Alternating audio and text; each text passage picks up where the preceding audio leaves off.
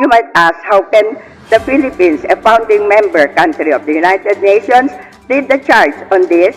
The answer is we already have. Two of our very own human rights commissioners, namely Ms. Karen Dumpit and Mr.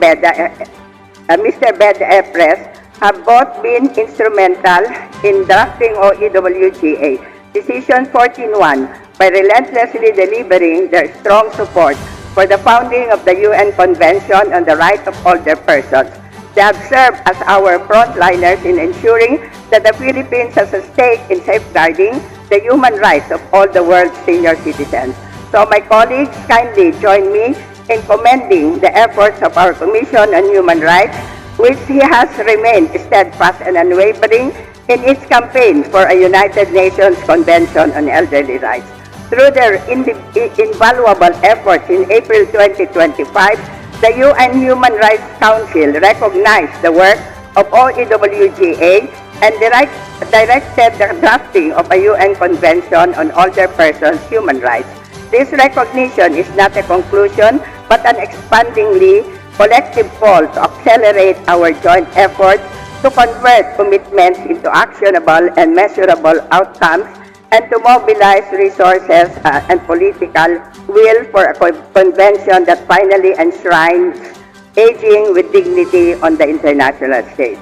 As a senior citizen living in these times of great technological advancements, expanding wealth inequality, and increasing social barriers to the pursuit of quality of life, I personally look forward to the convening of a special body charged with guiding the monumental task of ensuring our senior citizens of a global standard on aging with humanity and dignity.